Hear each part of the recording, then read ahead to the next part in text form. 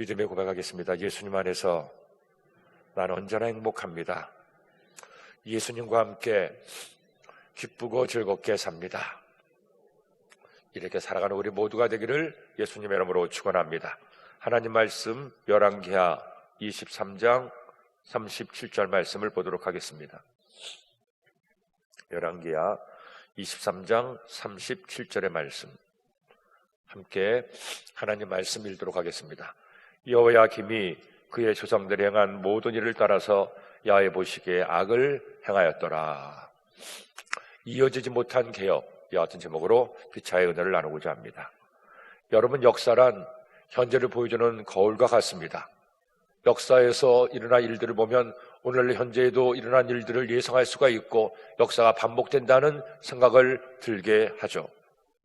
역사적으로 뛰어난 왕들과 리더들이 있었습니다. 그런데 그 뛰어난 왕들과 리더들이 계속 이어져서 같은 일을 이어가고 더 뛰어난 업적을 만들어가면 참 좋을 텐데 그와 같이 뛰어난 업적을 남긴 왕들이 계속되거나 그런 일들이 계속 이어지는 경우는 찾아볼 수가 없습니다. 세종대왕 예를 들어서도 마찬가지죠. 세종대왕이 우리나라 역사 가운데 걸출한 왕이었고 그야말로 백성들을 위해서 수많은 수고와 노력을 아끼지 않았던 위대한 왕이었습니다.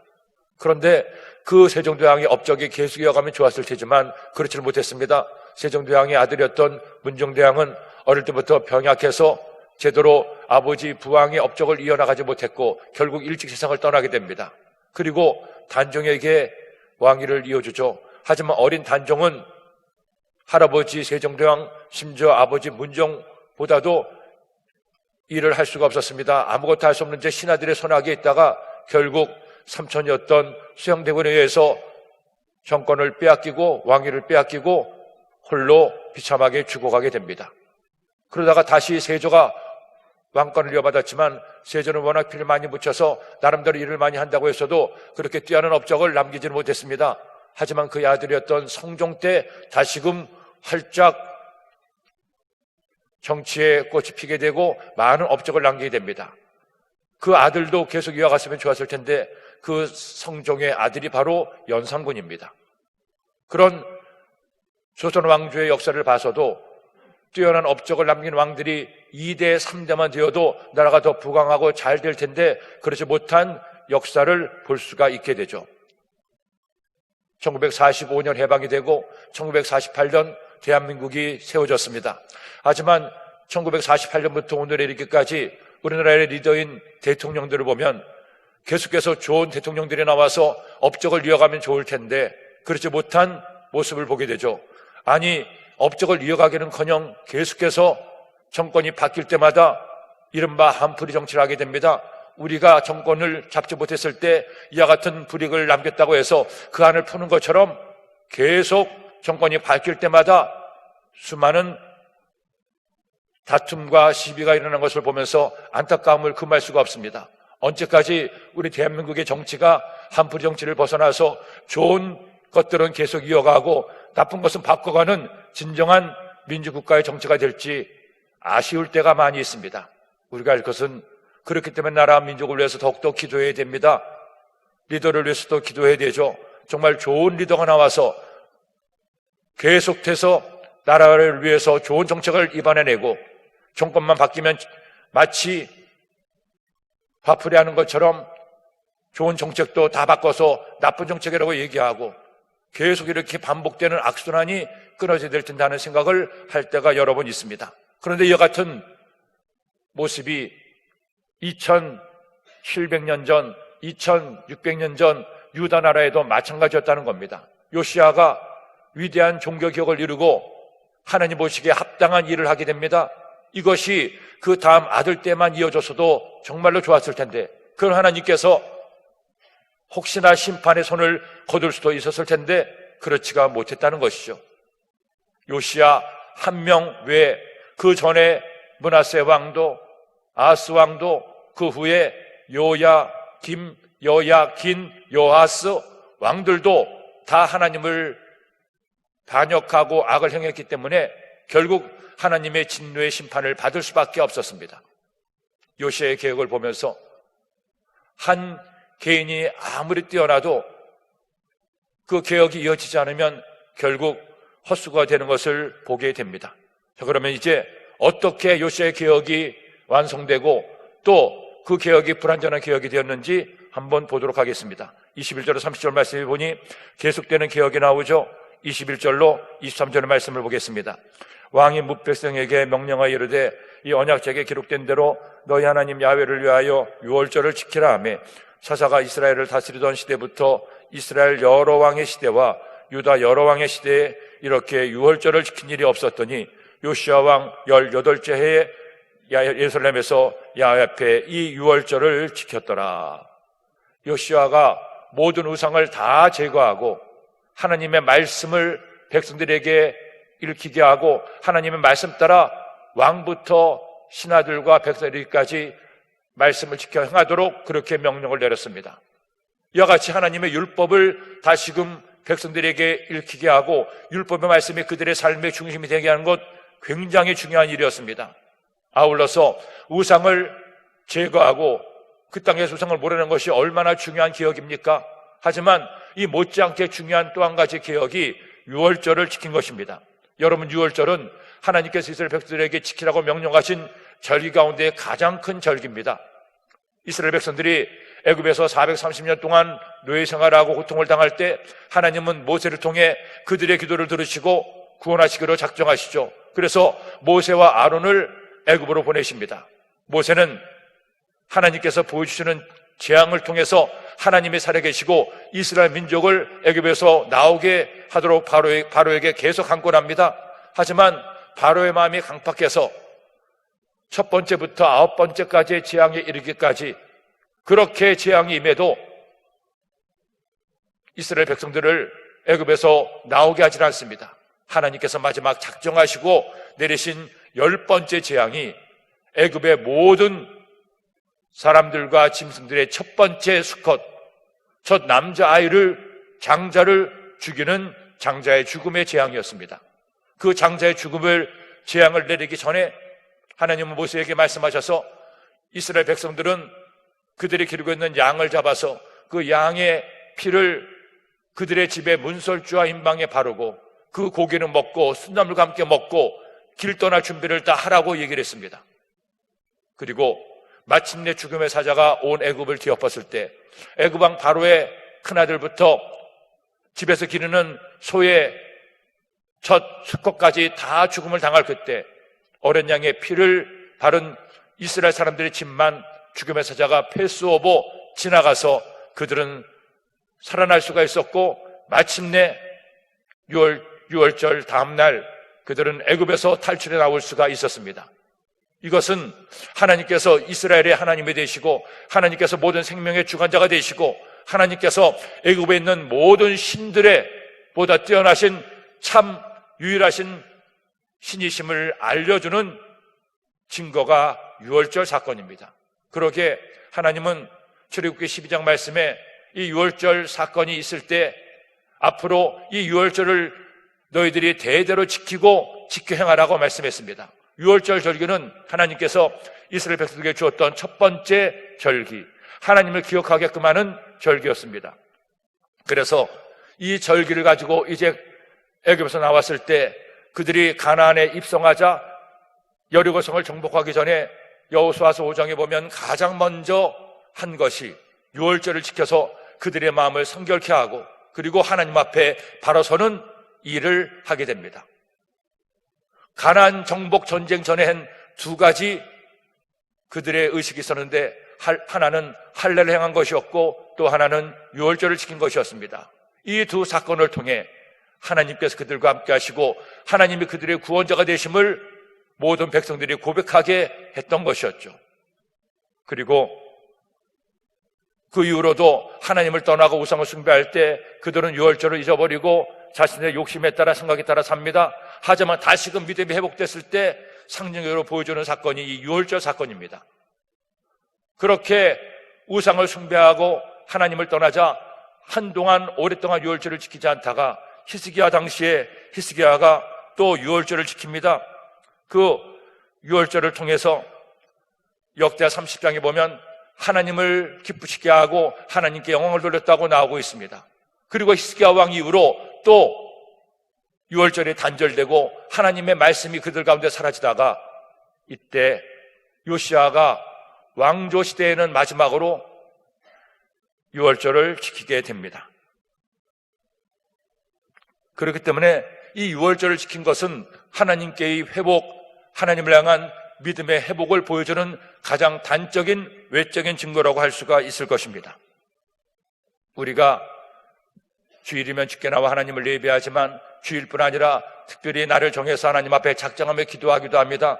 12광주리 특별 새벽 기도를 하기도 하고 재직 특세를 하기도 하고 추수감사절을 맞이하며 하나님 앞에 감사의 예배를 드리기도 합니다. 이런 것들이 바로 이스라엘 백성들의 유월절을 지켰던 절기와 마찬가지 하나님을 기억하고 하나님을 생각하는 날들이 된다는 것이죠. 제가 잊을 수 없는 학창시절의 아름다운 추억 중에 하나가 있습니다. 1974년에 엑스플로 대성회가 여의도 광장에서 있었습니다. 73년에 빌리그램 성회가 먼저 있었고 이어서 74년에 전국에서 100만 명 이상이 모여서 3박 4일 동안 그곳에서 아예 텐트를 치고 성회를 했는데 그때 정보당국에서 인정해줘서 그때는 여의도 일대에는 통금도 없었습니다. 그래서 교회 간다고 해서 그때 여의도 교회가 막 건축을 하고 준공을 해서 한 다음에였는데 그 교회 가서 밤에는 잠을 자고 낮에는 광장에 나가서 집회를 하는데 친구들과 함께 그렇게 지냈던 3박 4일을 지금도 잊을 수가 없습니다. 하나님의 은혜가 넘치게 맺고 그때 그런 빌리그램 성회, 엑스플로 성회 같은 성회들이 한국교회 부흥에 큰 촉매제 역할을 했고 그때로 우리 여의도 순복음교회를 중심으로 해서 모든 교단의 교회들이 부흥하고 큰 성장을 이루어낼 수가 있었습니다. 지금은 그와 같은 부흥의 역사가 주춤한 어려움의 시대에 있지만 하나님의 때가 되면 우리가 다시 한번 하나님을 지키고 하나님을 기억하고 하나님을 예배하고 하나님 은혜를 사모하면 이런 은혜가 우리 가운데 임하게 될 줄로 믿습니다. 유월절을 지키며 그들이 이처럼 하나님을 기억하고 하나님을 예배하고 이런 유월절이 계속 지켜졌으면 좋았을 텐데 불완전한 기억이라 요시야 때로 그 개혁이 한정됨이 안타까울 수밖에 없습니다. 자, 이어서 그가 또 어떤 개혁을 했습니까? 신접한 자와 점쟁이들을 제거합니다. 24절 25절 말씀, 요시야가 또 유다 땅과 예루살렘에 보이는 신접한 자와 점쟁이와 드라빔과 우상과 모든 가증한 것을 다 제거하였으니 이는 대제사장 hil기야가 야훼 성전에서 발견한 책에 기록된 율법의 말씀을 이루려 함이라. 요시야와 같이 마음을 다하며 뜻을 다하며 힘을 다하여 모세의 모든 율법을 따라 야훼께로 돌이키는 왕은 요시야 전에도 없었고 후에도 그와 같은 자가 없었더라. 야훼 성전에서 발견한 책에 기록된 율법의 말씀을 이루기 위해서 최선을 다한 요시야. 그래서 율법의 말씀대로 신접한 자와 점쟁이들을 다 제거했습니다. 25절 말씀을 보면서 제가 많은 은혜를 받았습니다. 요시야와 같이 마음을 다하며 뜻을 다하며 힘을 다하여 모세의 모든 율법을 따라 야훼께로 돌이키는 왕은 요시야 전에도 없었고 후에도 그와 같은 자가 없었더라. 요시야 전에 다윗도 있었고 히스기야도 있었고 여호사밧도 있었습니다. 그런데도 오늘 말씀은 모세의 모든 율법을 따라 야훼께로 돌이키는 왕은 요시야 전에도 없었고 후에도 없었더라. 하나님의 말씀을 살려고 가장 노력했던 왕으로 요시야를 인정하고 있습니다. 어제도 말씀을 드렸지만 요시야의 기억이 중요한 이유는 요시야의 기억이 결국 요시야 당대 기억으로 중단되었음에도 그 개혁의 정신이 이스라엘 백성들의 가슴 속에 이어져서 그들이 또 하나님을 떠나서 우상을 숭배하다가 바벨론에 의해서 멸망을 당하지만 그래서 바벨론의 포로로 끌려가지만 포로로 끌려가서 비로소 요시야 때 하나님을 경외하고 하나님의 말씀을 읽고 유월절을 지켰던 것들이 그들이 기억하게 됩니다. 그리고 그 포로기에 그들은 하나님께로 돌아오는 은혜를 얻게 되죠. 바벨론의 강가에서 하나님께 눈물로 기도하며 회개합니다. 하나님, 우리가 잘못했습니다. 용서하여 주옵소서. 요시야 왕 때 그토록 하나님 말씀을 우리에게 주셨고 유월절을 회복하고 하나님의 말씀대로 살려고 몸부림쳤는데 우리가 그 은혜를 잊어버리고 또 우상을 숭배하고 하나님을 떠났다가 이와 같이 나라가 멸망당하고 포로로 끌려왔습니다. 그들의 회개의 근거가 요시야의 종교개혁이었다는 겁니다.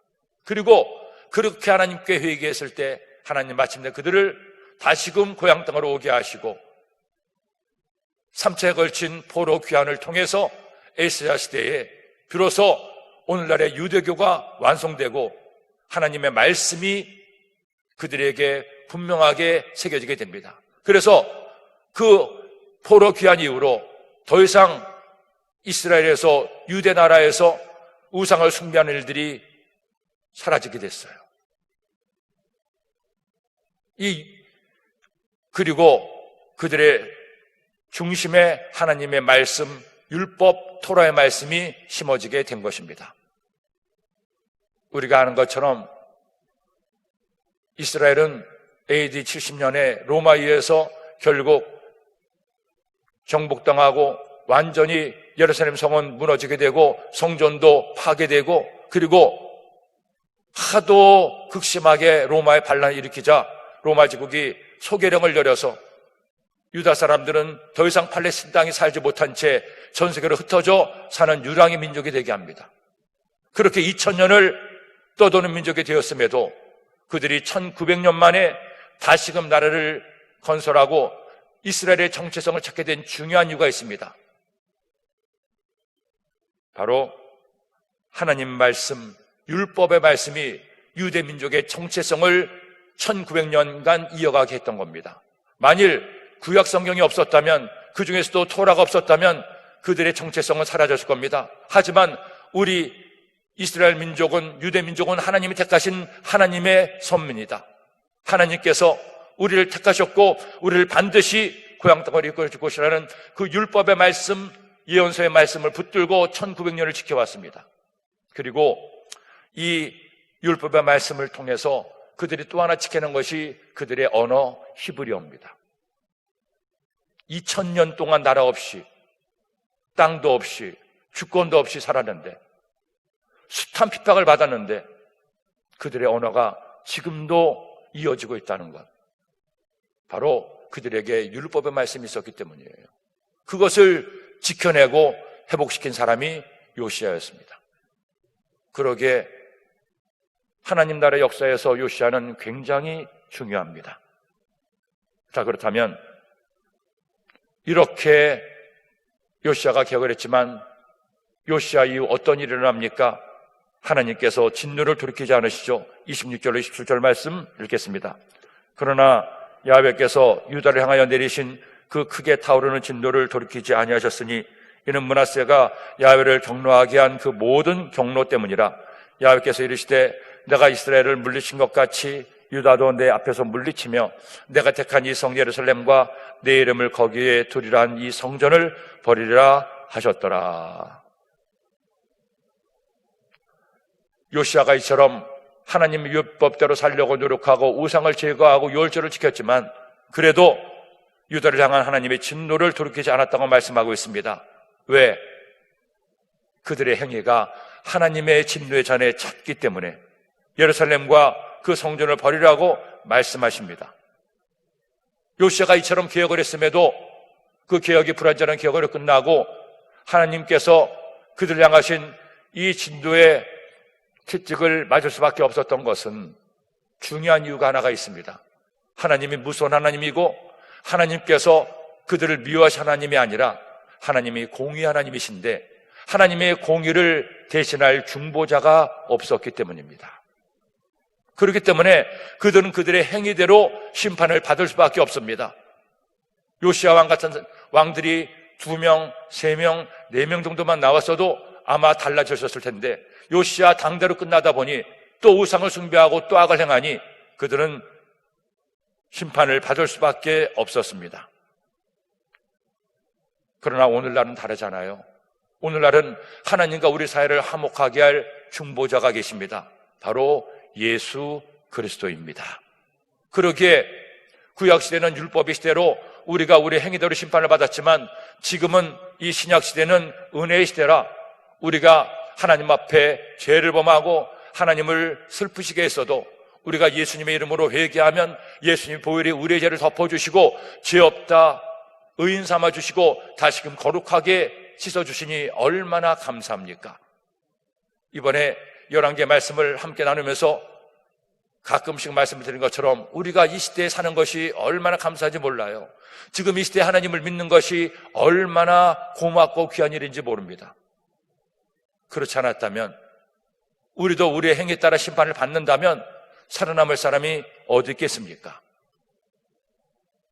그런데 하나님께서 예수님을 우리를 위해서 보내주시고 십자가에서 피 흘려 죽게 하심으로 우리 죄를 대신 담당하게 하셨으니 이제 우리는 저주는 끝나고 하나님이 주신 은혜와 축복이 임하고 있는 줄로 믿습니다.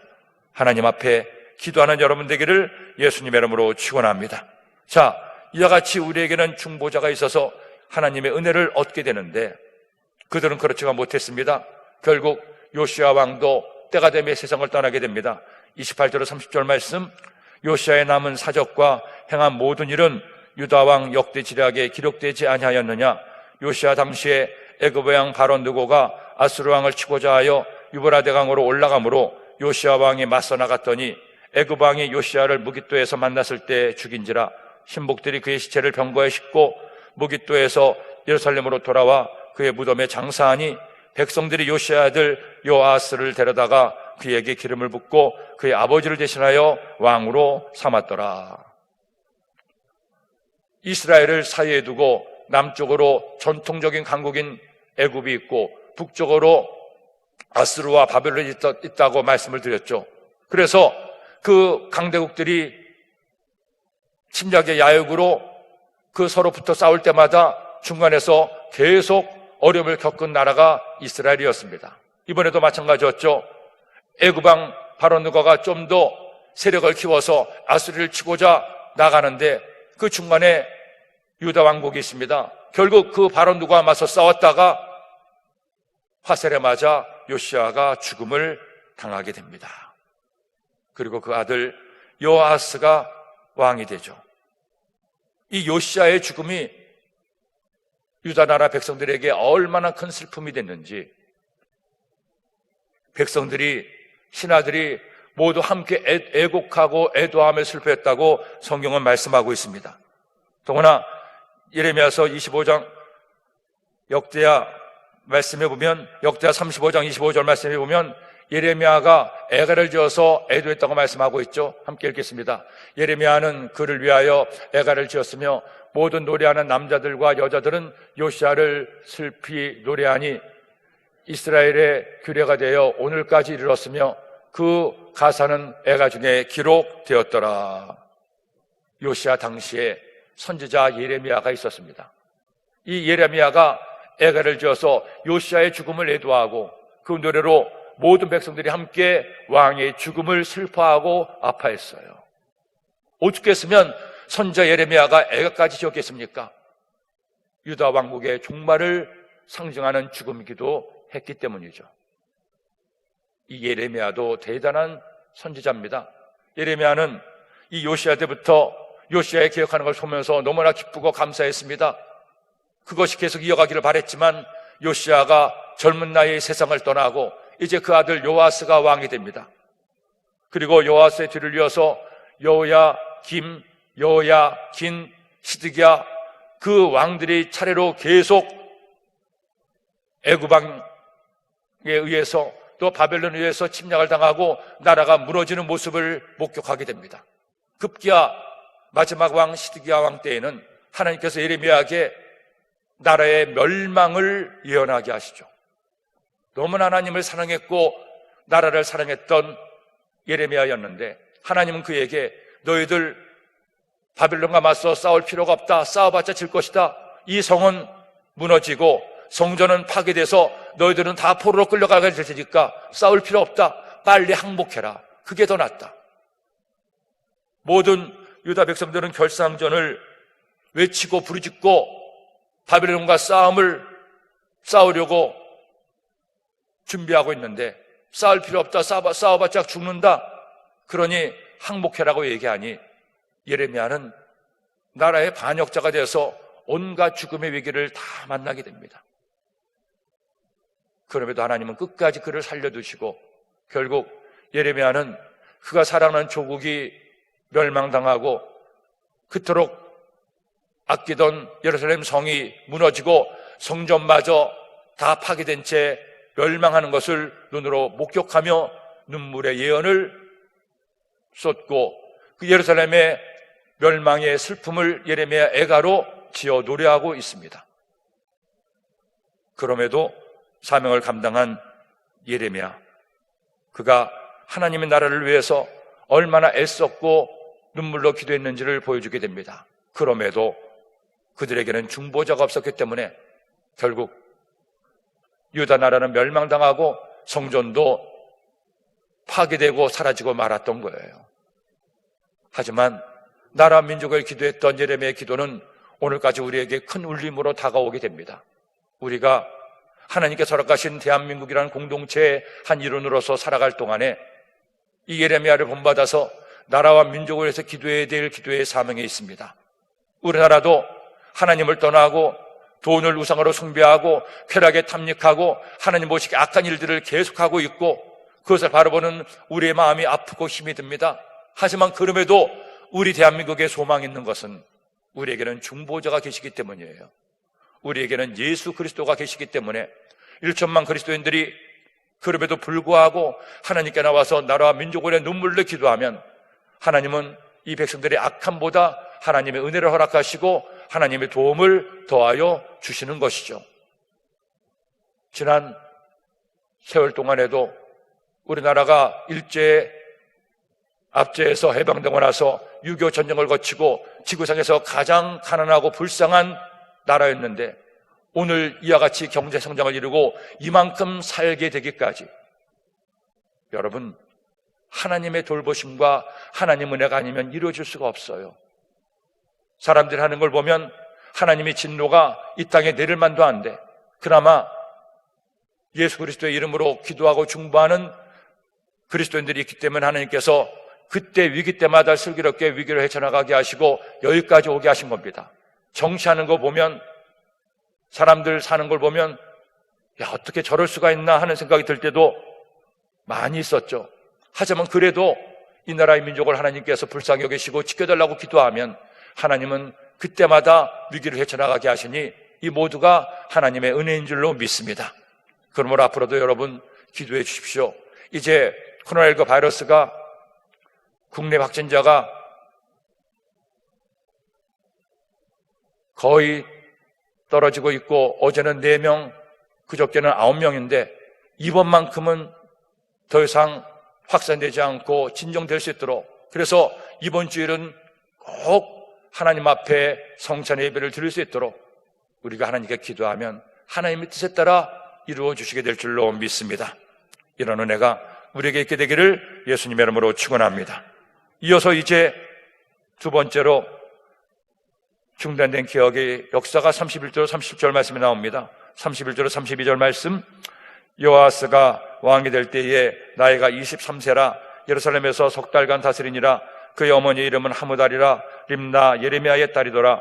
요아스가 그의 조상들의 모든 행위대로 야훼 보시기에 악을 행하였더니, 요아스가 그의 조상들의 모든 행위대로 야훼 보시기에 악을 행하였더니 아버지의 본을 따른 것이 아니라 조상들의 본을 따랐습니다. 결국 그는 석 달밖에 왕위를 이어가지 못하고 왕위에서 쫓겨납니다. 33절 말씀, 바로 느고가 그를 하맛 땅 림나에 가두어 예루살렘에서 왕이 되지 못하게 하고 또 그 나라로 은 100달란트와 금 1달란트를 벌금으로 내게 하고, 바로 느고가 아버지 요시야 왕도 죽였고 이제 유다 나라가 애굽의 세력권하에 들어왔습니다. 그런데 요아스가 마음에 들지 않아서 바로 느고가 그를 가두어버리고 벌금을 내게 합니다. 그리고 요야김, 즉 엘리야김을 왕으로 세우게 되죠. 34절 35절 말씀, 바로 느고가 요시야의 아들 엘리야김을 그의 아버지 요시야를 대신하여 왕으로 삼고 그 이름을 고쳐 요야김이라 하고, 요아스는 애굽으로 작아봤더니 그가 거기서 죽으니라. 요야김이 은과 금을 바로에게 주니라. 그가 바로 느고의 명령대로 그에게 그 돈을 주기 위하여 나라에 부과하되 백성들 각 사람의 힘대로 액수를 정하고 은금을 징수하였더라.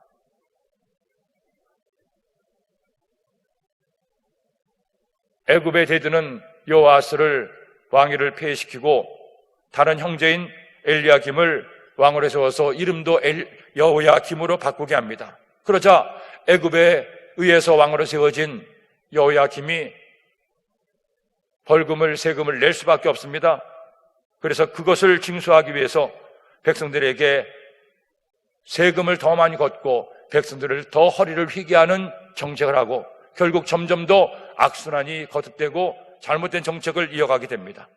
과도한 세금으로 백성들이 부담을 가지게 되고 이것이 정권의 약화를 이어가게 되는 것이었죠. 그런데 이 여호야김도 다른 왕과 다를 바가 없었습니다. 36절과 37절 말씀, 여호야김이 왕이 될 때 나이가 25세라 예루살렘에서 11년간 다스리니라. 그의 어머니의 이름은 스비다라 루마 부다의 딸이더라. 여호야김이 그의 조상들이 행한 모든 일을 따라서 야훼 보시기에 악을 행하였더라. 요시야의 개혁을 보고 자랐던 왕들이었습니다. 요아스도 여호야김도 요시야의 아들들이에요.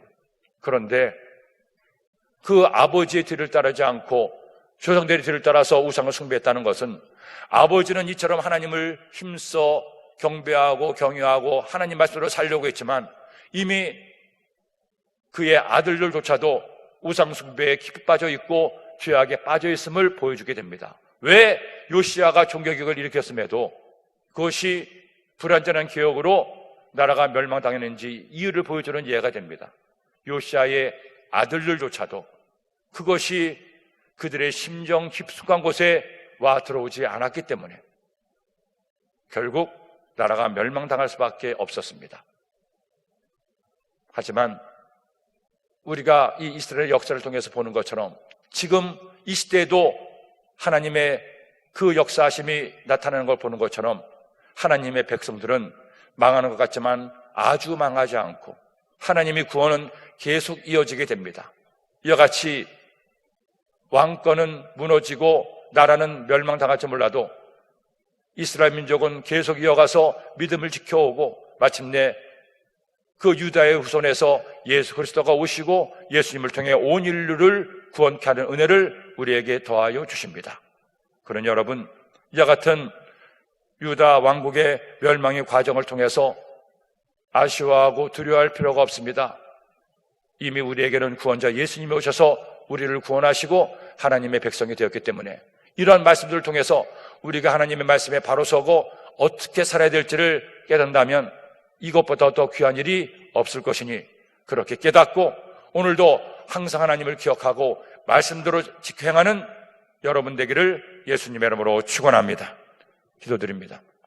하나님 아버지, 98번째 성경여행을 떠나게 하시고 이루게 하심을 감사합니다.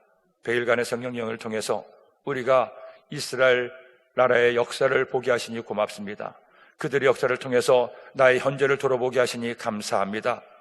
그들이 목이 곧은 백성이라 하나님께서 그들을 사랑하사 택하시고 하나님의 생명 말씀을 주셨음에도 말씀대로 살지 않아 멸망당했지만 우리에게는 예수님이 오셔서 우리를 구원하시고 은혜를 더하시니 감사합니다. 이제 구원받은 하나님의 자녀답게 하나님의 말씀대로 살고 하나님을 기쁘시게 하는 주의 백성 되게 하여 주옵소서. 그런 오늘 되게 하시고 우리의 평생 되게 하여 주옵소서. 귀한 예물 드린 손길마다 주님께서 갚아주시고 예물에 담긴 마음의 소원도 응답하여 주옵소서. 내일 모레 성경여행 왕선택 때까지 하나님께서 지켜주시고 저희들 하나님의 말씀을 따라 새롭게 되는 은혜가 있게 하여 주옵소서. 예수님의 이름으로 기도드립니다. 아멘.